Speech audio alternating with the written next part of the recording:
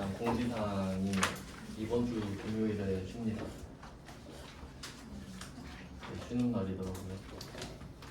그래서 저는 그 토요일에 저 시험 보니까 금요일에 휴강을 해준 줄 알았는데 다 쉬더라고요. 학원 전체가. 이번 주 금요일이에요? 네. 28일인가? 네, 28일 쉬어요. 자, 전날에 한 번 더 말씀드릴게요. 미리 알고 계세요? 약속 잡으라고. 네. 미리 말해줘야 예의잖아요. 네, 그리고 저는 29일에 시험을 보고 오겠습니다. 저번 시간에 그 한 장 나눠드렸는데 저번 시간에 할 줄 알았는데 네, 오늘 하면 돼요. 저번 시간까지 거의 실질적인 OT가 되고 오늘부터 진도를 나가겠습니다.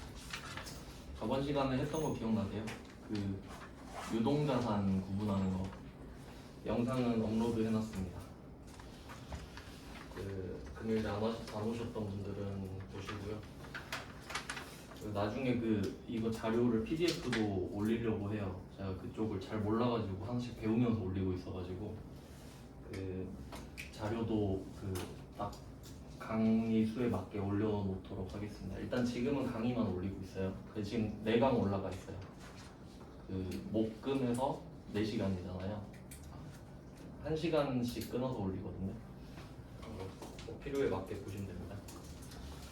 그럼 저번 시간에 그 유동자산 한번 생각나나 볼게요. 이거 복습 안 하면 의미 없다 그랬죠? 유동자산 우리 자산부터 할 건데 자산이 유동자산이랑 비유동자산 이렇게 두 개 있다고 했잖아요. 근데 회계의 특징 중에 하나가 그 그룹이 2개가 있으면은 기준을 하나만 정해요. 왜냐면 하나 정해서 딱 그룹 A를 만들면 나머지를 B라고 하면 되니까. 그래서 여기서도 유동자산의 기준만 정해놨죠. 왜냐면 유동자산만 걸러내면 나머지는 비유동자산이니까. 그러니까 회계에서는 이 흑백 논리가 되게 중요해요. 그러니까 둘 다 알아야 되는 게 아니라 하나만 정확히 알면 얘가 아니면 나머지니까. 되게 이 패턴이 중요하거든요. 그래서 유동자산은 기준이 있었죠. 보고 기간 종료일. 이건 회계 기준에 있는 말이에요. 그럼 보고기간 종료일이 뭐냐? 우리는 1년 단위로 회계를 하잖아요. 회계기간이 1년이니까. 근데 그 1년 단위로 보고를 한다 그랬죠? 불특정 다수에게 공시를 하는 것 자체가 보고라 그랬어요. 내가 공시를 하는 게 보고면 그 보고기간은 1월 1일부터 12월 31일이 그 뭐 일반적인 회사들이거든요. 다르게 할 수도 있긴 해요. 그럼 이때 보고기간이 1월 1일, 12월 31일이니까 그 중에 종료일은 12월 31일이죠. 그러니까 결론은 12월 31일로부터 1년이었죠. 1년 이내 제일 중요한 건 현금화예요. 그러니까 보통 공부할 때 이렇게 숫자만 좀 외우는 경우가 많은데 보고기간 종료일로부터 1년 이내 유동자산 이렇게만 외워버리면 그 뭐 1년 이내 뭐 아무것도 모르잖아요. 현금화가 제일 중요한 거예요. 현금이 된다.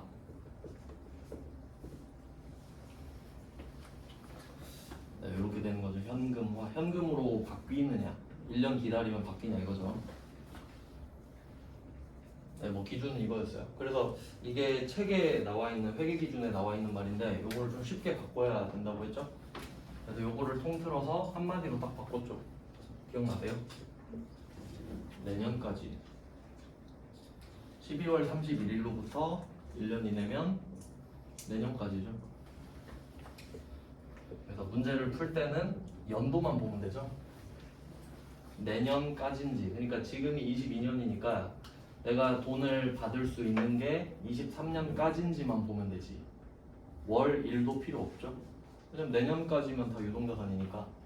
그럼 24년부터는 그냥 비유동자산인 거예요. 네, 이렇게 딱 정리를 하시면 됩니다. 저번 시간에 이거 하나만 딱 건지자고 했었어요. 네, 그러면 이제 이걸 깔아놓고 유동자산 하나씩 배우는 겁니다. 유동자산 안에는 2개의 그룹이 있었는데 유동자산이 그룹이고 그 안에 또 소그룹이 2개가 있었죠. 당좌 자산, 재고자산. 두 개가 있습니다. 그 그룹이 두 개 있으면은 얘도 마찬가지겠죠? 딱 기준은 하나만 있는 거예요. 재고자산만 기준을 뒀습니다. 재고자산은 기준이 판매 목적입니다. 판매.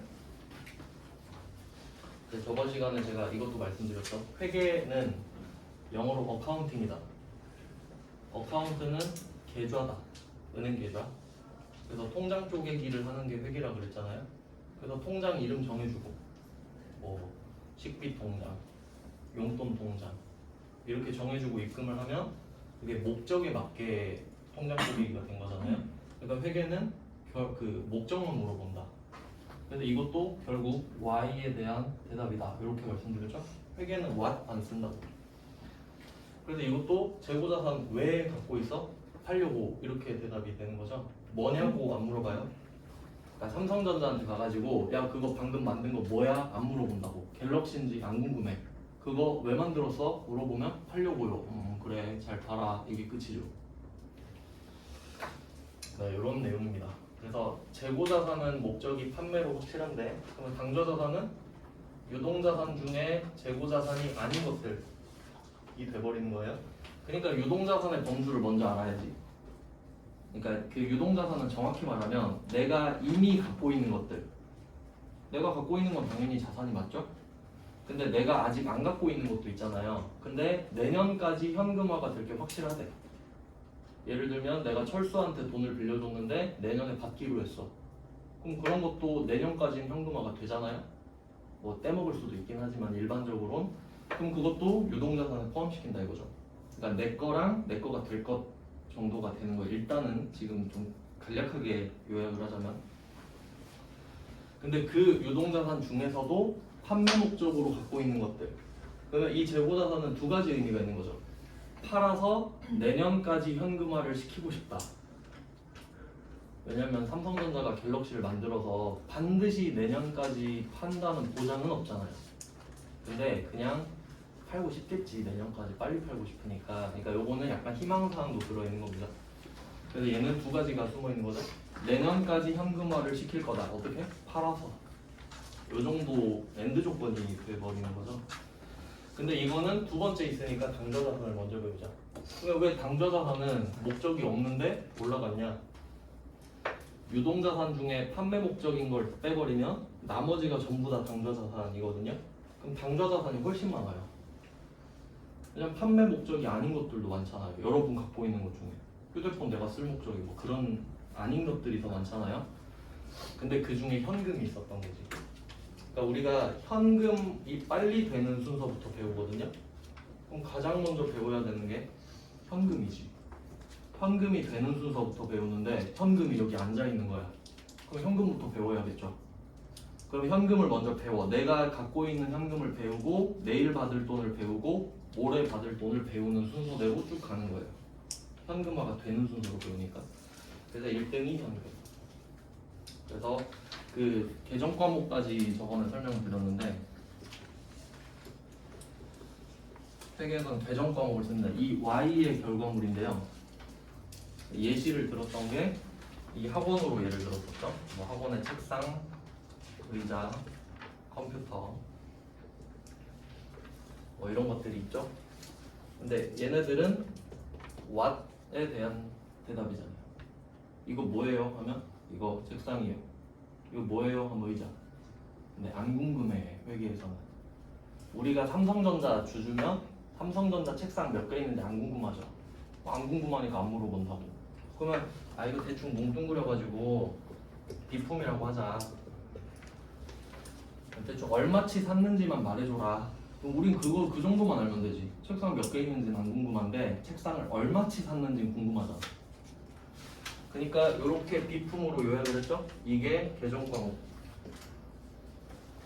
Y에 대한 대답이죠. 그러니까 이건 Y시잖아요. 근데 안 궁금하다고. 우린 안 궁금해. 그러니까 그냥 아 대충 얼마 정도 샀냐, 왜 샀냐, 비품 목적으로 샀어요. 그래 그럼 됐지. 끝. 그래서 이런 식으로 비품 같은 게 계정 과목이에요. 그래서 처음 배우는 계정 과목이 현금 과부족. 저번 시간에 이것까지 했어요. 이렇게 이제 복습을 하려고. 기억이 좀 나죠? 네, 그러면 이제 현금 가부족을 먼저 하자. 그러니까 원래 순서대로는 현금을 배워야 되는데 어차피 뭐 현금 가부족 하면 현금이 나오겠죠. 그럼 여기까지 하고 이제 현금 가부족 하겠습니다.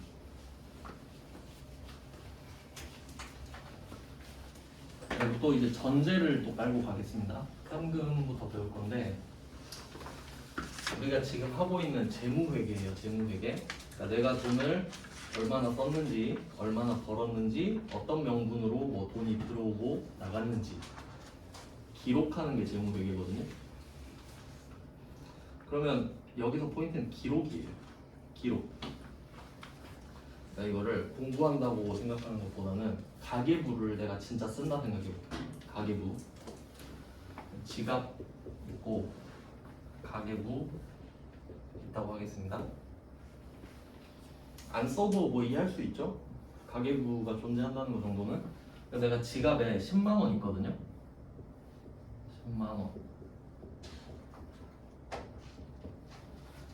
팩트죠? 지갑을 열어보니까 10만 원이 있어. 근데 내가 오늘부터 가계부를 쓰려고 지금 작정을 했거든요. 가계부를 써. 근데 종이로 쓰긴 좀 그렇고 어플 받아서 해야겠다. 그럼 내가 가계부 어플을 다운받았어요.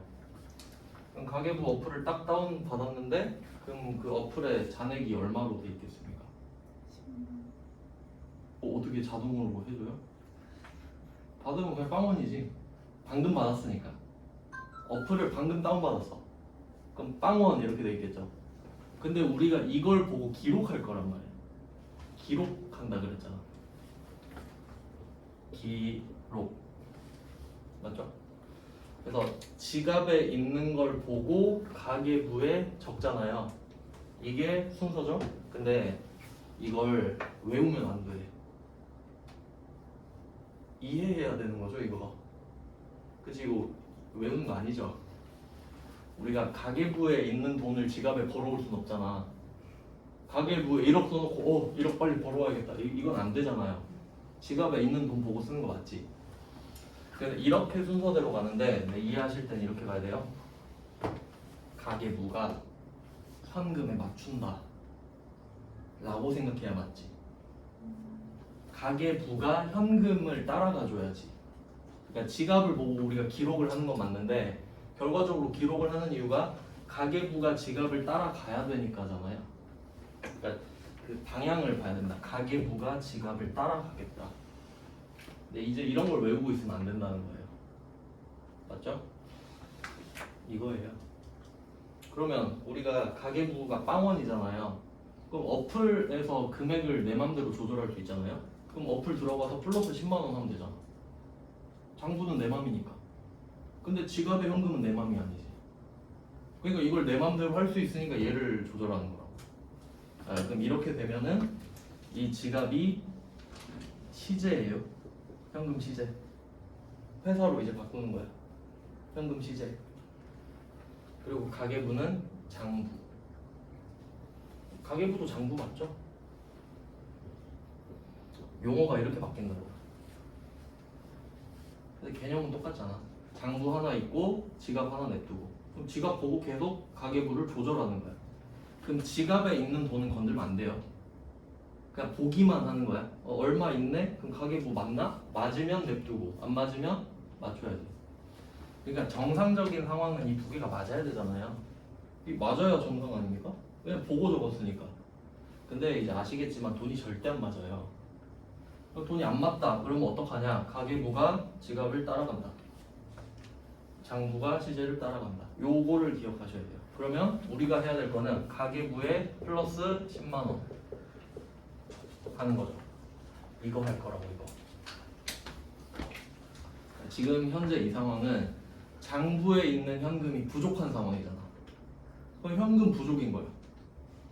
그러니까 부족하니까 부족한 게 중요한 게 아니라 안 맞다는 소리잖아요. 여기서는 과한 게 좋은 게 아니에요. 과하든 부족하든 안 맞다는 소리잖아. 안 맞으면 안 좋은 거야. 안 맞으니까 난 맞았으면 좋겠거든요. 그럼 결론은 현금이 과하든 부족하든 안 맞다가 바꿔 쓴 거지. 그러니까 맞춰라 이 말이지. 안 맞은 건 비정상이니까. 이렇게 정리가 됩니다. 그러니까 여기에서는 돈이 안 맞는 게 나오겠지.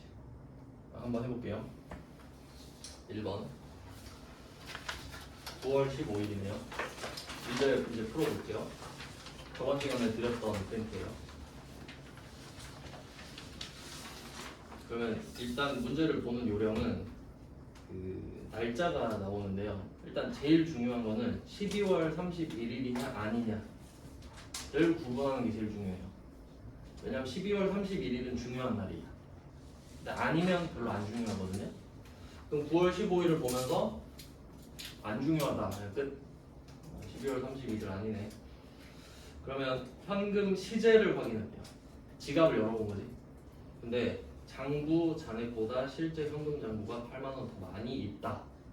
상황 파악된 거죠. 근데 이거를 계속 그 읽기만 하면 의미가 없고요. 이런 식으로 그림으로 바로 대입을 시켜볼게요. 안 그럼 문제만 계속 읽고 있거든요. 그럼 이때 실제 현금 잔고가 8만 원 더 많아요. 그럼 제가 10만 원 있다고 했는데 여기선 8만 원인 거지 그냥. 8만 원이겠습니다. 8만 원. 그럼 지금 그림 그리면 이렇게 돼요. 그려놓고 한 번 더 체크하는 거예요. 장부 잔액보다 실제 현금 잔고가 8만 원 더 많죠. 물론 진짜 빵원 8만 원은 아니겠지만 우리는 지금 8만 원만 이야기하면 되잖아요. 그러니까 그냥 빵원 8만 원 하면 되잖아. 그럼 이렇게 지금 확인이 된 거예요. 안 맞네. 이게 나왔죠? 그러면 가계부가 지갑을 따라간다 이거잖아요. 그럼 얘가 8만 원 증가해줘야 되죠. 그럼 여기서 우리가 해야 될 거는 플러스 8만 원이다 이거지. 장부에다가. 근데 그 계정 과목이 뭐냐? 현금이죠. 현금이라는 계정 과목이 부족한 거잖아 지금. 실제 현금이 8만 원 있잖아요 지갑에. 근데 장부에는 현금 8만 원이 없다는 소리잖아. 그럼 현금이라는 계정 과목에 8만 원을 충전해 줘야 되는 거 아니에요? 그래야 맞잖아. 그러니까 현금이라는 계정 과목이 자연스럽게 나오지. 맞죠? 그럼 우리가 그 처음에 8개 배우고 시작했잖아요. 뭐 자산, 뭐 부채, 자본, 수익, 비용. 그러면 자산 증가는 외워야 된다 했죠. 자산 증가는 왼쪽이다. 그럼 지금 현금이라는 계정 과목이 8만 원 증가해야 되는 상황이죠. 그럼 현금을 왼쪽에 8만 원 적어줘야지. 그래야 장부에 8만 원이 많아지니까. 여기서 중요한 거는 실제 현금 8만 원이 증가한 게 아닙니다. 그냥 장부상으로 8만 원을 올려준 거야. 그럼 왜 그렇게 하냐? 처음에 말씀드렸던 대로 이걸 어플을 처음 받았다고 생각해 보는 거예요. 그럼 어플 처음 받으면 빵원 적혀 있잖아. 근데 내 지갑엔 8만 원이 들어있는데 그럼 평생 이렇게 살 수는 없잖아요? 그러면 어플에 가서 8만 원을 플러스 해주면 되지. 그걸 하겠다는 거지. 그러니까 상황을 먼저 이해하셔야 돼요. 그러면 우리가 분계, 이게 이 상황을 장부에 적는 걸 분계라 그러거든요. 영어로 저널라이징이라고 하는데 그냥 적는 거예요. 분계. 그러면 차변에 왼쪽이 차변이죠. 현금 8만 원 이렇게 씁니다. 가운데 선 하나 긋고 왼쪽이 차변이니까 그러면 현금이라는 자산을 8만 원 늘리겠다. 장부상으로 이 뜻이에요. 그러면 이때 현금이 자산이니까 왼쪽이고 그러면 자산 증가. 그래서 이제 제가 분계를 할 때마다 밑에 이렇게 파란색으로 달아드릴 거거든요. 이걸 잘 적어 놓으셔야 돼요. 그러니까 책 같은 데서는 이런 거 잘 안 적어 놓거든요. 답만 적어 놓는단 말이에요. 근데 나중에는 그 의미가 없지. 무슨 뜻인지 모르니까. 그러니까 이 주석을 잘 달아놔야 돼요. 그러면 현금 8만 원을 늘렸어요. 그럼 이제 우리는 회계를 복식두기, 차변, 대변 항상 두 개를 같이 적어야 되거든요. 그러면 차변은 적었어. 그럼 대변도 8만 원이 뭔가 와야 돼. 이건 확실해. 그러니까 이름은 모르겠지만 대변도 8만 원이 와야 분계가 되는 거예요. 하나가 성립이 되는 거거든요. 그러면 회계는 물어봐.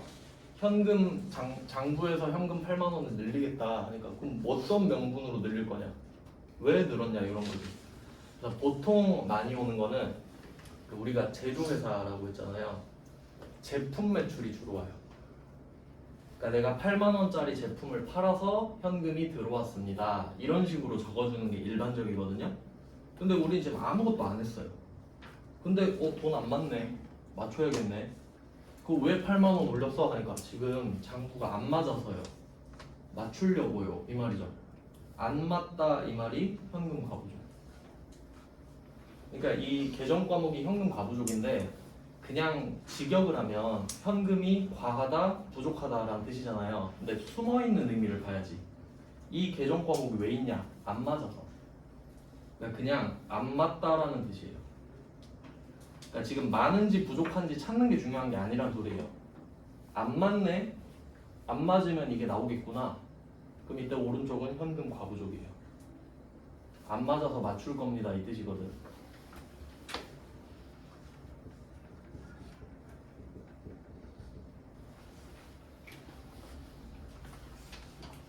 이렇게 분계가 하나 완성되는 거예요. 그럼 그냥 8만 원을 늘렸다. 그럼 이제 맞겠지 둘이. 8만 원, 8만 원. 그럼 무슨 명분으로 늘린 거냐? 그냥 안 맞아서 맞췄어요. 이유는 몰라요 일단. 이런 거야. 그러니까 회계는 일단 결과가 중요해요. 일단 안 맞으니까 맞췄습니다. 이유는 나중에 찾아볼게요. 12월 31일까지 찾으면 되지 않습니까? 이런 식이야 일단. 이해됐죠? 그래서 얘는 성분이 형식적으로 자산입니다. 네, 이 현금 과부족이 자산이라는 것 자체는 안 중요해요. 여기서는 그냥 그렇다는 거예요. 네, 1번 문제는 이겁니다. 답이.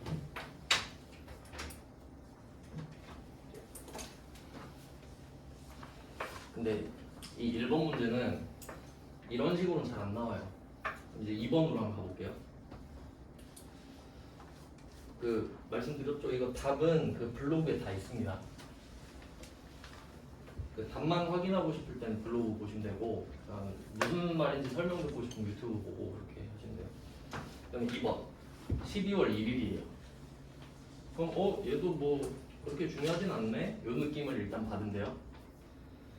실제 현금이 12,000원이 많은 것을 발견했대.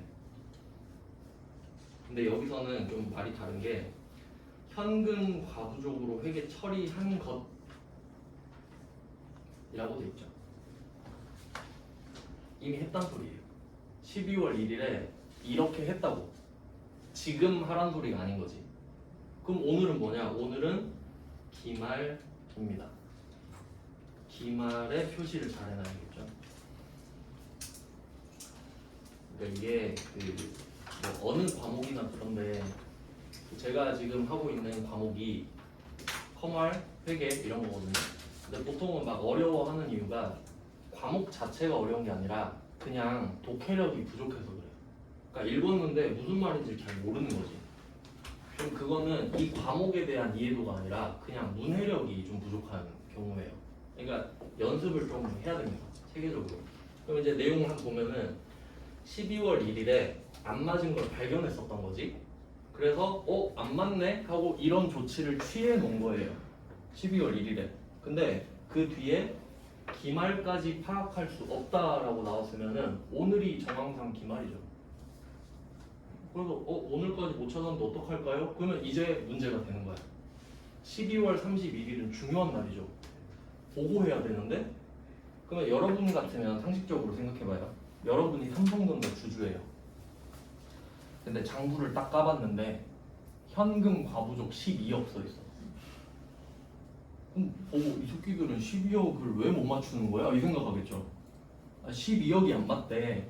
그리고 횡령인가? 뭐 이 생각 들지 않겠어요? 그러니까 돈이 안 맞는 게 자랑은 아니잖아.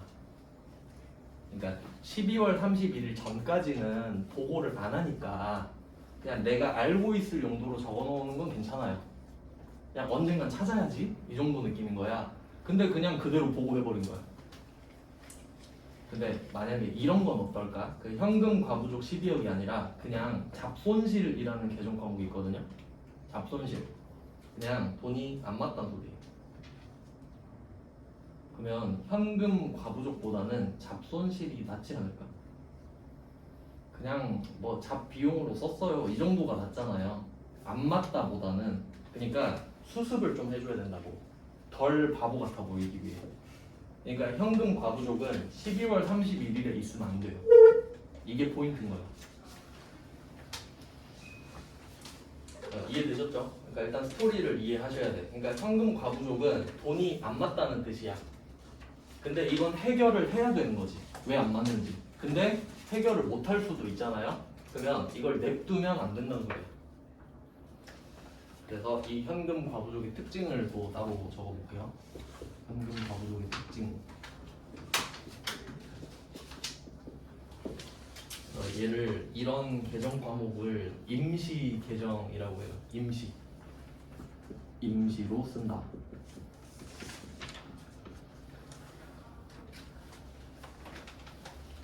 그냥 뭐 공식적인 용어는 아닌데 그냥 구분을 위해서 좀 설명을 드리면은 그 원래 계정 과목은 12월 31일이 됐다고 없애지 않아요. 무슨 말이냐면 만약에 12월 1일에 우리가 외상을 줬다고 봅시다. 외상을 줬어. 12월 1일에 1억 원어치 외상을 줬어요. 그럼 12월 1일에 물건을 1억 원어치 보내고 돈을 못 받은 거잖아요. 내 돈을 내년 1월에 받기로 한 거지. 그럼 얘는 가만히 있다가 돈을 받아야 없애는 거죠. 외상 이렇게 써 있는 거를. 근데 12월 31일 됐다고 없애면 안 되잖아. 거래가 끝날 때 없애줘야지. 그게 정상이죠. 근데 그에 비해서 현금 과부족은 해결이 안 됐잖아요. 지금 12월 31일인데. 근데 해결이 안 됐는데 없애야 돼. 이유는 쪽팔리니까. 저희 회사는 현금도 못 맞춰요 라고 자랑할 필요는 없잖아요. 그냥 잃어버렸어요 이게 낫지. 그래서 수습을 해야 돼. 그게 임시계정이에요. 그러니까 임시계정의 뜻은 12월 31일에 없어져야 된다는 거예요. 12월 31일에 소멸해야 된다라는 뜻이죠. 그러면 이때 현금 과부족이 그 만들어 놨잖아요. 아까 1번 문제처럼 9월 15일이든 2번 문제처럼 12월 1일이든 만들어 놨으니까 있을 거 아니에요. 그럼 얘를 해결하는 방법이 두 개가 있을 텐데 그 뒤에 해결이 됐다 안 됐다밖에 없죠. 원인을 찾았다 못 찾았다. 이 두 개로 나눠볼게요. 원인을 발견한 거야. 해결된 거죠? 그 원인을 발견을 못했을 수도 있지. 자, 이 두 가지 상황밖에 없잖아요. 회계는 항상 상식적으로. 회계는 좀 그래도 장점이 상식적으로 생각하면 대충 맞아요. 왜냐면 돈 이야기 하는데 막 뭐 공상현실 뭐 그런 거 할 거 아니잖아요. 가상현실 이럴 건 아니잖아. 그러면 이때 원인이 발견되잖아요. 그럼 그 원인에 해당하는 계정 과목을 쓰겠지? 그럴 수밖에 없잖아요. 근데 그게 한두 개가 아닐 거 아니에요. 그럼 얘는 답이 해당 계정 과목이야. 맞죠? 뭐가 나올지 내가 어떻게 알아? 아, 그냥 해당 계정 과목을 쓰면 되겠구나.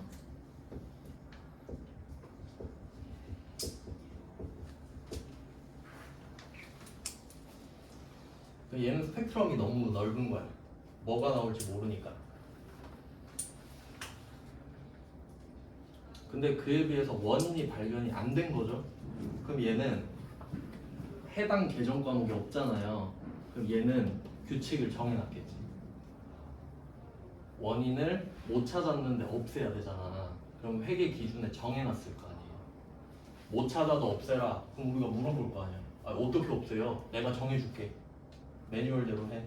이렇게 되겠지. 그래서 이 원인을 발견하지 못했을 때는 답을 정해줄 수밖에 없는 거야. 그럼 이 패턴대로 계속 이어지는 겁니다. 다음에도 계속 그럴 거 아니야. 원인을 찾으면 어떡할까요? 그 해당 계정 과목을 쓰세요. 못 찾았는데 어떡해요? 그럼 내가 정해줄게. 계속 이러겠지. 그러니까 나중에 이제 패턴을 빨리 찾는 사람들은 이 생각을 하게 돼. 계속 이름만 바뀌고 똑같은 걸 하고 있네? 이걸 하면 어렵지 않지. 그래서 처음부터 잘 해놔야 돼요. 원리를 잘 파악해놔야 돼요. 그럼 이때 계정 과목이 두 개거든요. 왜냐면 과 부족이잖아. 과할 때 부족할 때 두 개를 만들어 놨겠지. 그러니까 돈이 부족하면 손해죠 우리 입장에서는. 그럼 잡손실일 거야. 뭐 잡스러운 손실이 생겼습니다. 이런 느낌이죠. 잡손실. 근데 정말 흔치 않게 많은 경우도 있을 거예요. 그럼 잡이익입니다. 잡이익.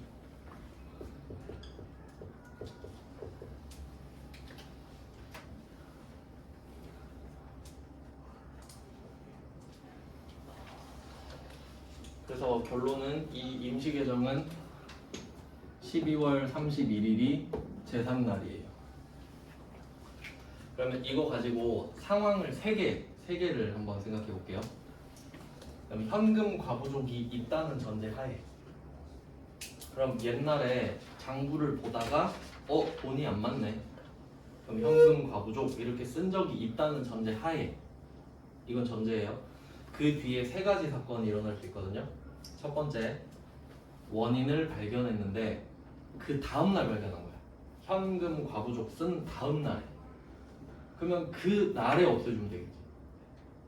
뭐 그날을 찾았으니까. 근데 까먹고 있다가 12월 31일이 된 거야.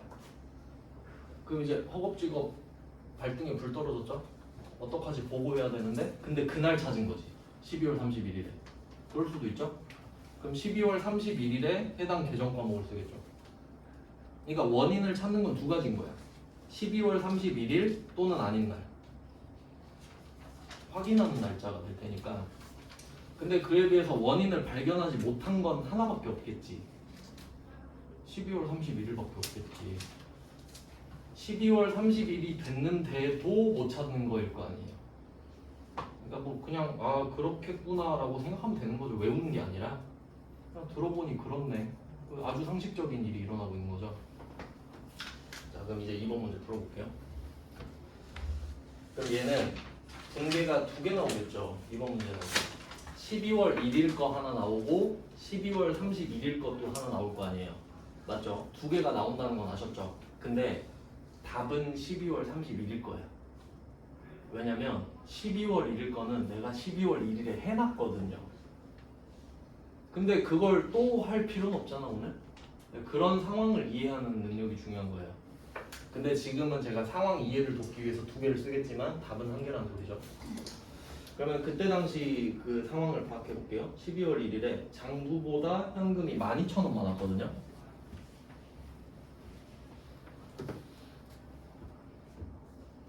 그냥 이런 상황이었던 거야. 장부보다 현금이 12,000원이 많았던 거지. 그럼 그때 플러스 12,000원을 해줬었겠죠. 그럼 12월 1일에 12,000원, 12,000원 이렇게 썼었겠네. 금액만 바꾸면 되죠. 자리는 똑같아요.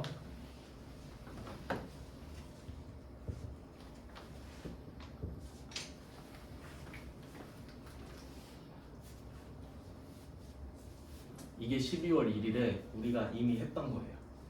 그럼 이걸 참고해서 다음 걸 연결해서 쓰면 되지. 오늘은 12월 31일인 거죠. 왜 굳이 12월 1일 걸 알아야 되냐면 현금이 과할 수도 있고 부족할 수도 있잖아요. 그러면 이 현금 과부족이랑 현금 자리가 바뀔 수도 있는 거예요. 맞죠? 현금을 줄여야 될 때도 있을 거 아니야, 많으면. 그러니까 여기서 중요한 건 현금 과부족의 자리예요.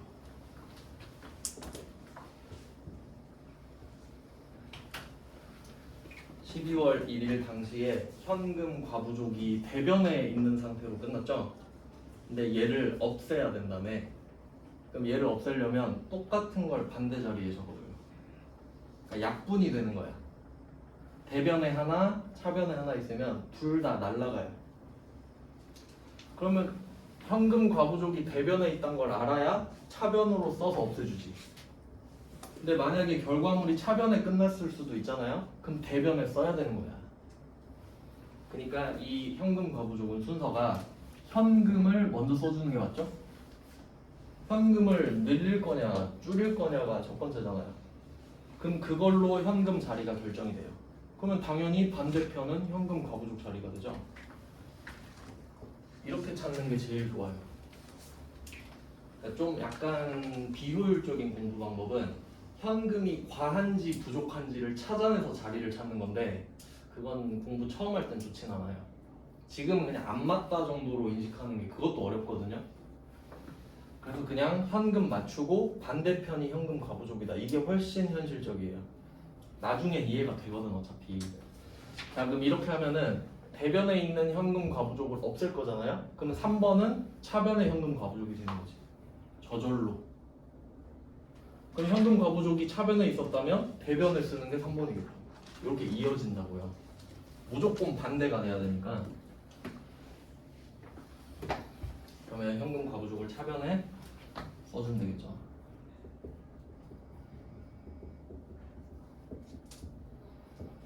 그래야 없어지니까.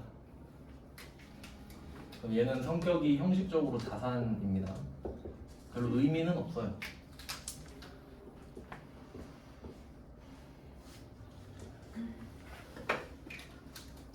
그럼 이렇게 똑같은 게 대변에도 있고 차변에도 있으면은 대변에 있던 거를 차변이 지워주는 거예요.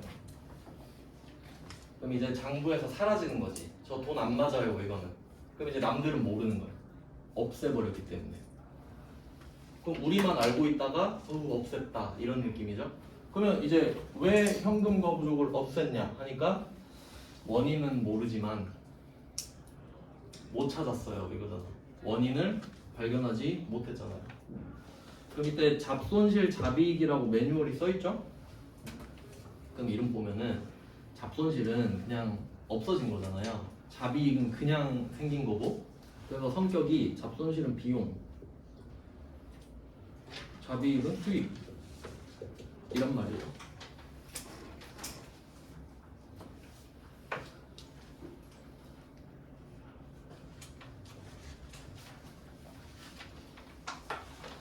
그러니까 지금 여기서 이게 현금이 과한 거냐 부족한 거냐를 찾고 있으면 안 돼. 지금 현금이 1번이고 그것 때문에 현금 과부족이 2번이 됐고 그래서 얘를 없애는 게 3번이 됐잖아요. 그럼 지금 4번만 남았죠 자리가. 그럼 이 오른쪽이 지금 비어 있잖아요. 그럼 여기에 수익 들어가냐 비용 들어가냐 그것만 찾으면 돼요. 기억나요? 오른쪽이 수익이었는지 비용이었는지 뭐예요? 수익이지. 왜냐면 자산이 들어오면 기분이 좋다 그랬잖아요. 길 가다 돈 주우면 자산 증가, 기분 좋아, 수익. 이렇게 와야 되니까 수익이 오른쪽이지. 그럼 여기는 잡이익이겠죠? 이렇게 찾는 거라고. 그러니까 이 상황이 현금이 과한 거다 부족한 거다를 분석하는 게 아니라 그냥 자리 맞춰서 하는 게 제일 정확하다. 그래서 얘는 잡이익이 되는 거죠.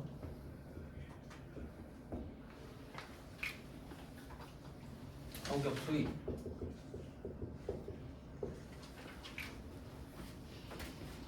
그래서 지금 그 흐름을 보여드리려고 2개 썼다 그랬죠? 근데 답은 12월 31일 거 하나. 네, 여러분이 지금 딱 얘만 찾긴 힘들잖아요. 그러니까 참고용으로 써놨다 이 말이지. 흐름을 알아야 되니까. 그러니까 지금 리을자로 흘러가는 모양이죠. 그래서 이때 현금 거부족 3번, 잡이익이 4번까지 이렇게 흘러갑니다.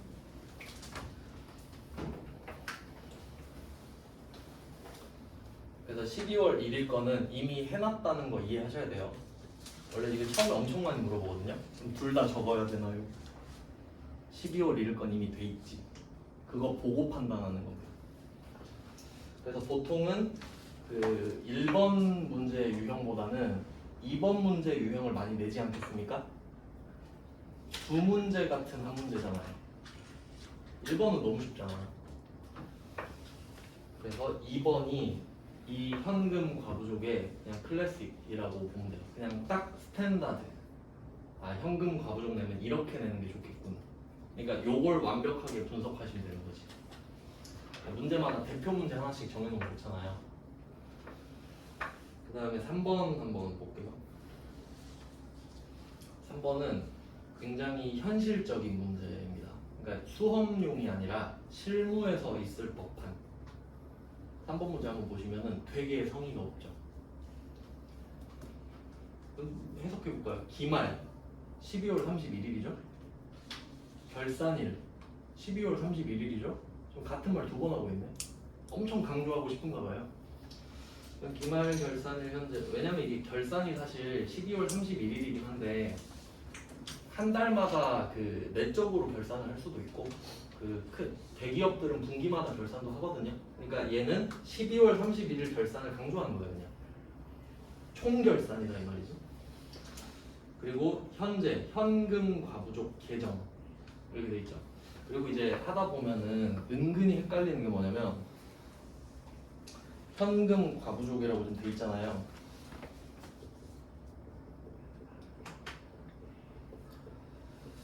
이제 이게 두 가지로 해석이 될 수 있거든요. 첫 번째는 그냥 현금이 안 맞는 상황을 말하는 걸 수도 있어. 그냥 현금이 안 맞는 상황이야 이런 식으로 언급을 할 수도 있고요. 두 번째는 계정 과목일 수도 있잖아. 그 뭐 무슨 말인지 이해되시나요? 그러니까 현금 과부족이란 말을 했어요. 근데 출제자가 이거 가지고 말하고 싶은 게 그냥 지금 현금이 안 맞다 이걸 말하고 싶을 수도 있는 거고, 아니면 현금 과부족이라는 계정 과목을 말하고 싶은 걸 수도 있잖아요. 근데 그거 구분하는 게 되게 중요해요. 그러니까 어떻게 받아들이셔야 되냐면 이 한 문제 한 문제를 내 상사가 나한테 하는 말이라고 생각해야 돼. 내가 회사에 갔어요. 근데 상사가 나한테 뭐라 해. 근데 내가 못 알아들은 거죠. 에? 이런 느낌인 거예요, 그냥. 문제 보고 무슨 말인지 모르면. 그러면 친절하게 알려주겠죠? 상사가? 안 알려주겠지. 욕만 뒤지게 하겠지. 그러니까 결국 독해력이 중요하다. 그러면 어떻게 찾냐면 이 2번 문제랑 3번 문제랑 둘 다 현금 과부족을 언급하고 있잖아요. 근데 그 뒤에 나오는 말이 중요한 거야. 이 2번은 현금 과부족으로 회계 처리했다고 돼 있죠. 회계 처리. 회계 처리를 한 거야. 현금 과부족으로 회계 처리를 한 거야. 그럼 얘는 계정 과목이라는 소리지. 현금 과부족이라는 이름을 썼다는 소리니까. 상황을 말하는 게 아니라. 그리고 3번에서는 현금 과부족 계정 이러고 있죠.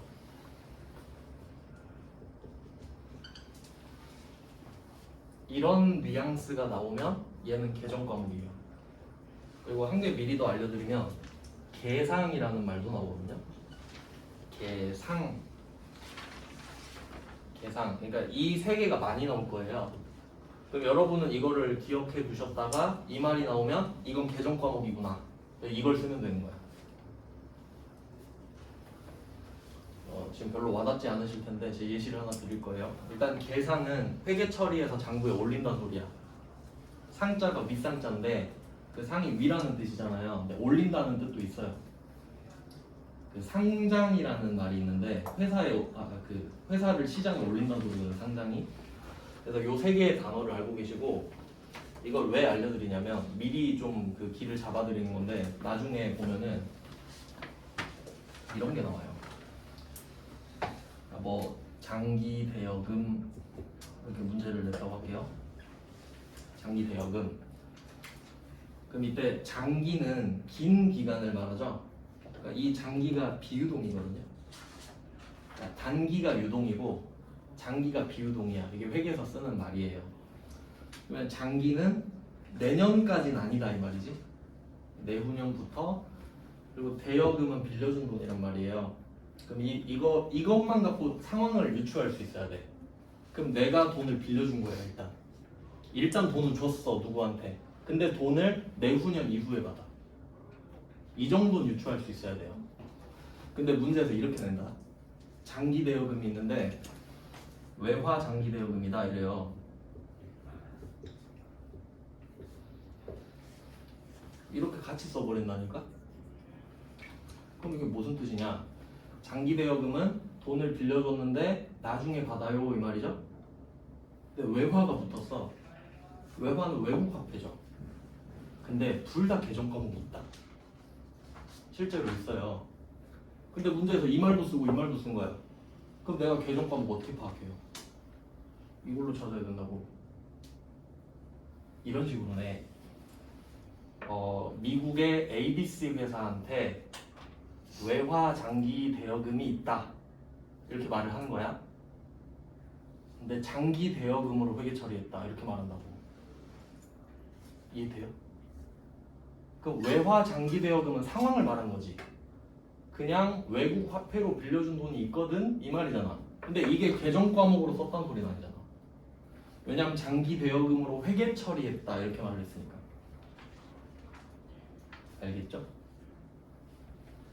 그러니까 이게 문제 푸는 거의 디테일이기도 하지만 실제로도 써먹을 수 있다라는 거죠. 그래서 미리 한번 말씀을 드렸어요.